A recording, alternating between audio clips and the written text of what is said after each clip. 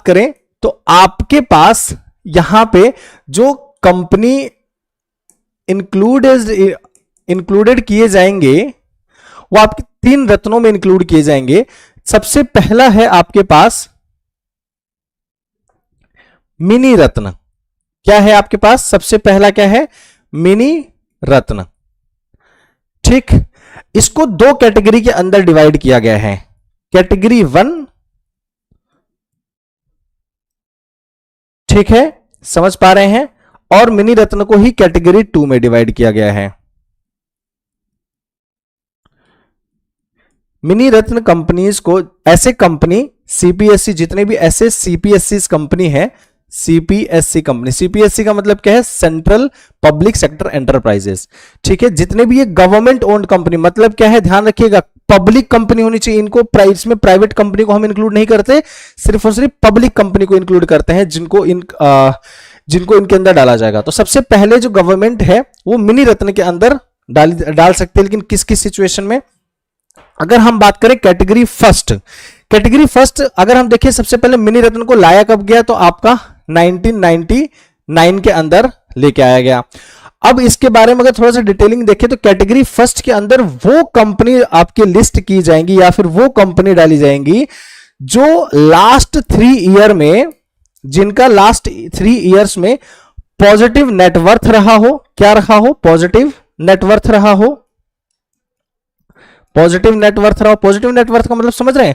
इसका मतलब यह है कि आपकी जो संपत्ति है वह ज्यादा होना चाहिए आपके कर्ज से, ठीक है, लास्ट 3 इयर्स में, और इन 3 सालों में 1 साल का प्रॉफिट आपका 30 करोड़ से ज्यादा होना चाहिए। क्या होना चाहिए?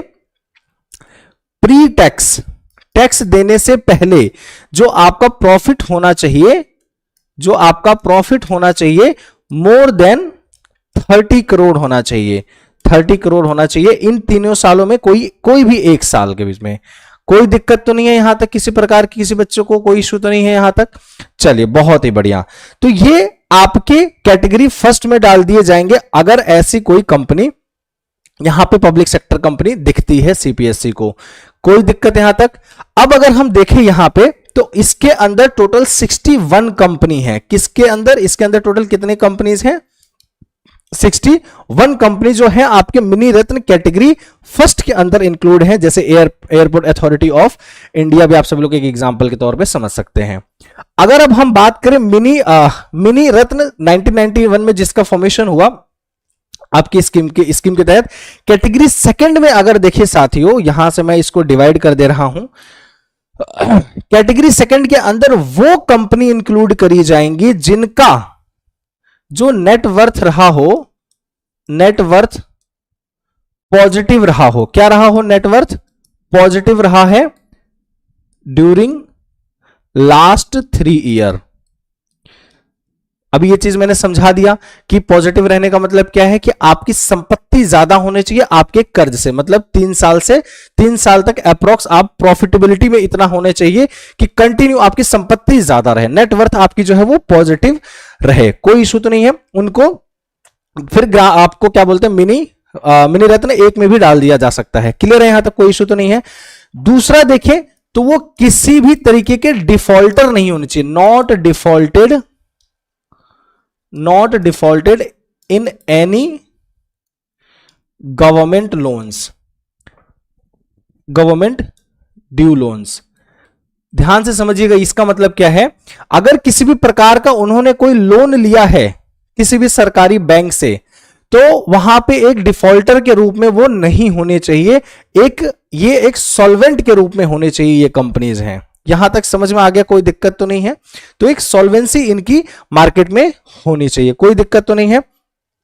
तीसरा कंडीशन ये है कि किसी भी तरीके की ये सपोर्टेड नहीं होना चाहिए, not supported by any government schemes या फिर गवर्नमेंट बजटरी स्कीम्स। इसका मतलब क्या है साथियों कि कहीं ना कहीं जो भी आपके गवर्नमेंट के बजट में स्कीम्स लेके आए जाते हैं, ऐसा ना हो कि ये कंपनी उन स्कीम्स के द्वारा प्रॉफिट कमा रही हैं। समझ पा रहे हैं? मतलब ये सेल्फ ओन्ड होनी चाहिए, मतलब खुद के दम पर ये प्रॉफिट अर्न होने चाहिए इनको। क्लियर है? तो ऐसे अगर कंडीशंस हैं तो हम कह सकते हैं मिनी रत्न 1 और मिनी रत्न कैटेगरी 2 के अंदर इनको इंक्लूड कर लिया जाएगा। ये कंडीशंस क्वालिफाई होने ही चाहिए। ठीक है, यहां तक समझ में आ गया?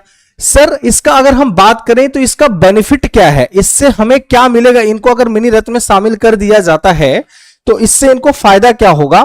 तो यहां पे देखें बेनिफिट्स क्या है। बेनिफिट्स क्या है?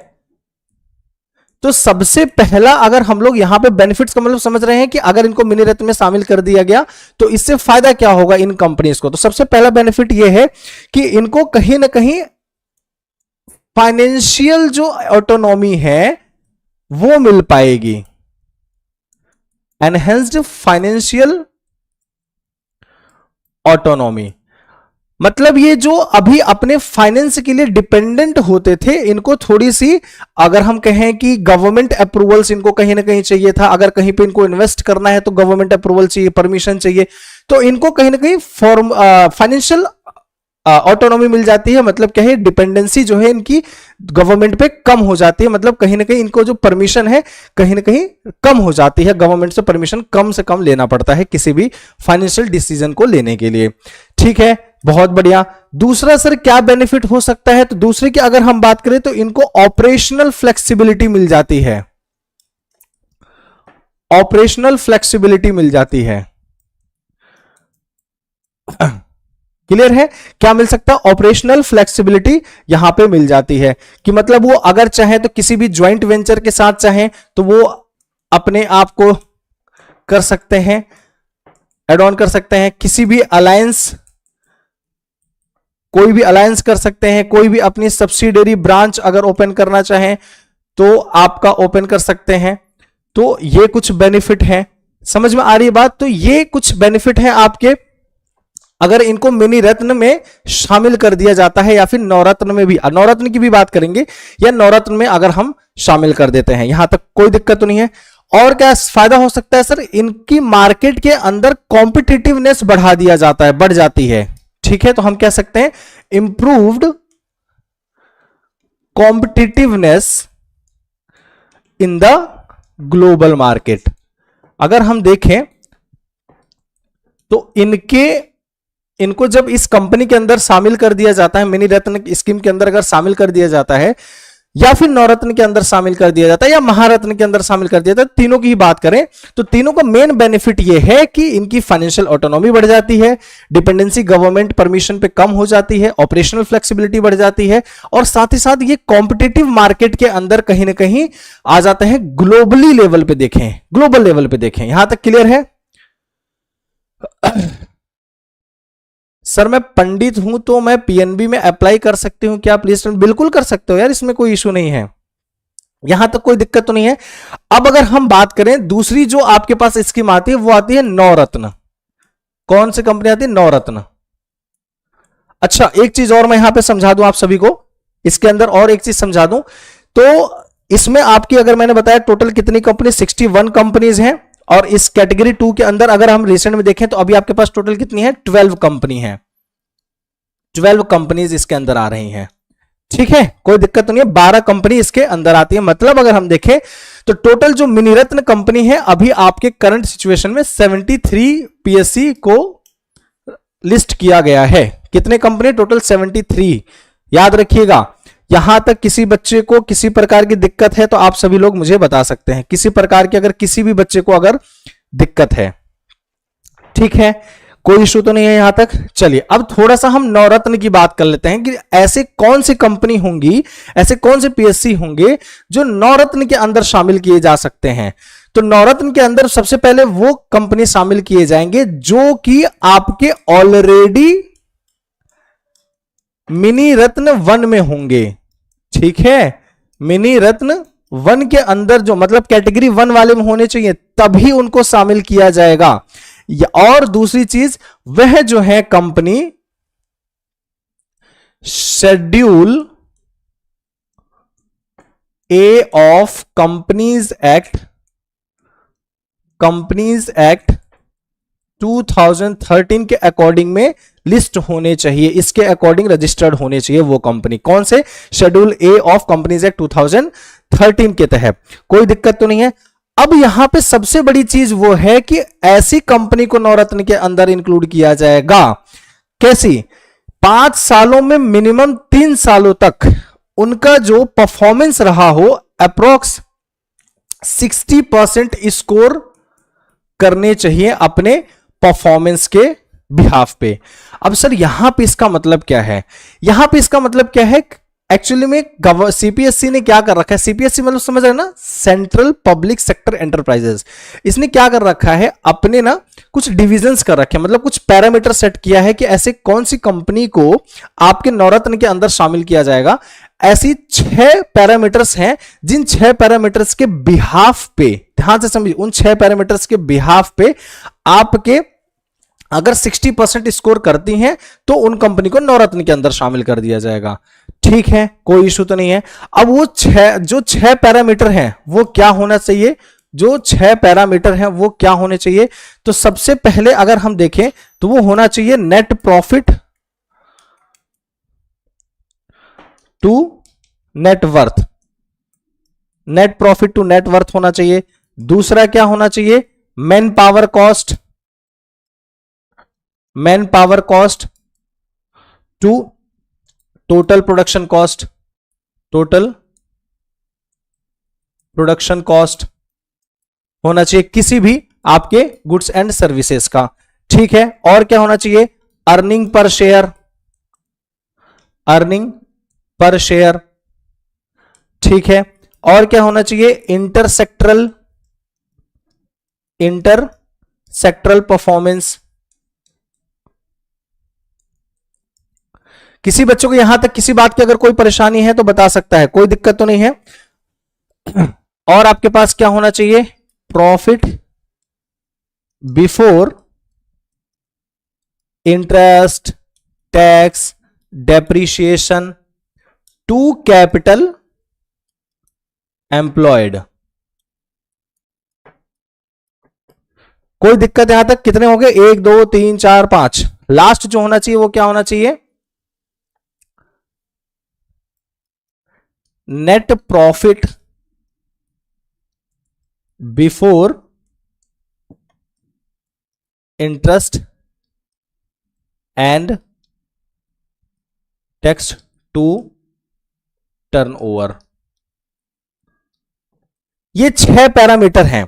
अगर इन 6 पैरामीटर में, ध्यान से समझिए, अगर इन 6 पैरामीटर में आपका जो नवरत्न जो पीएससी सेक्टर कंपनीज हैं वो अगर 60%, मोर देन 60% स्कोर कर जाते हैं अपने परफॉर्मेंस में, देन उन कंपनी को आपके नवरत्न के अंदर इंक्लूड कर दिया जाएगा। किसी प्रकार की कोई दिक्कत तो नहीं है। अगर हम देखें टोटल अभी नवरत्न के अंदर टोटल इन 2 कंपनियों को ऐड करने के बाद, कौन से 2 कंपनी? IRFC एंड IRCTC, इनको ऐड करने के बाद इस समय टोटल 26 कंपनी आपके नवरत्न के अंदर इंक्लूडेड हैं।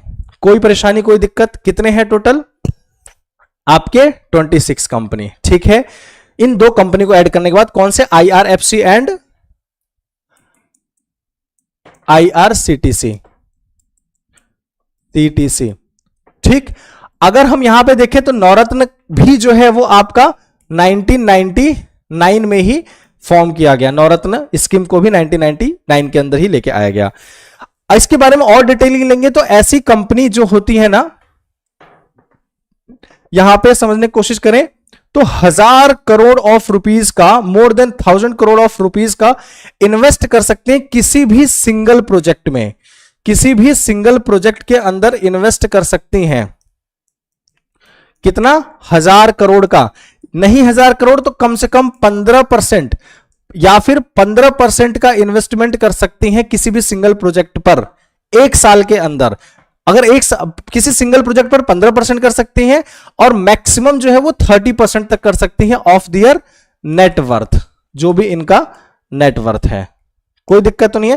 ध्यान रखिएगा, यहां से कोई भी क्वेश्चन बन सकता है आपका, तो इस बात का आप सभी को पता होना चाहिए। बेटा कोई भी क्वेश्चन यहां से बन सकता है। नवरत्न में क्या हो सकता है, मिनी रत्न में क्या हो सकता है, इसीलिए मैं आप सभी को सारी चीजें बहुत डिटेल में बताने का प्रयास कर रहा हूं। क्लियर है? तो ये आपके पास यहां पे इंफॉर्मेशन होप सो समझ में आ गया होगा।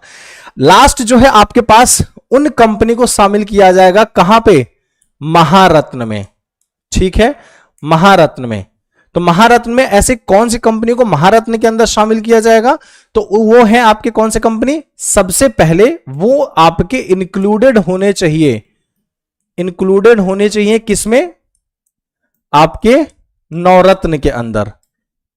किसके अंदर इंक्लूडेड होने चाहिए, नवरत्न के अंदर इंक्लूडेड होने चाहिए, तभी उनको महारत्न में शामिल किया जाएगा। कोई यहां पे परेशानी तो नहीं है, ठीक है। अगर हम इसके, अच्छा हाँ, कुछ एग्जाम्पल इसके देख सकते हैं, तो आपके अगर कुछ कंपनी के एग्जाम्पल देख सकते हैं तो एनबीसीसी हो गया, ठीक है, ये दो कंपनी तो है ही, आरवीएनएल हो गया, रेल विकास निगम लिमिटेड, आरवीएनएल हो गया, एमटीएनएल हो गया, ये आपके कुछ नवरत्न कंपनी है, ठीक है।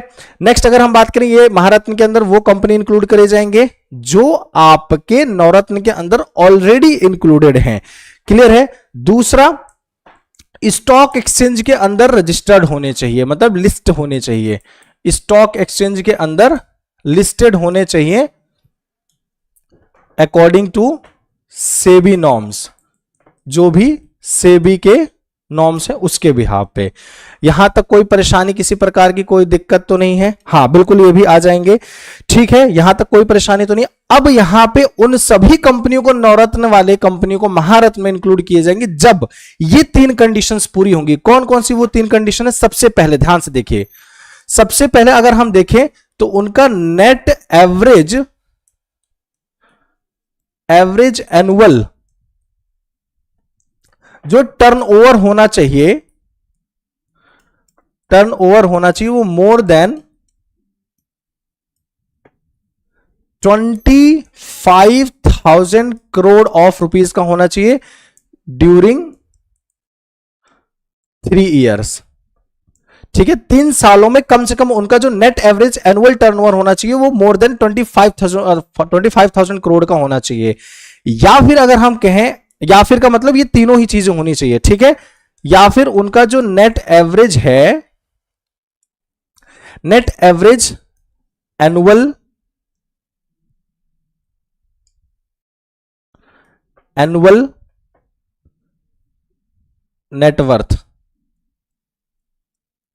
नेटवर्थ होना चाहिए वो भी मोर देन 15,000 करोड़ का होना चाहिए इन नहीं, ड्यूरिंग 3 ईयर, ठीक है, कोई इशू तो नहीं है। और लास्ट क्या है, नेट प्रॉफिट पैट, जिसको बोलते हैं net profit after tax, after tax जो होना चाहिए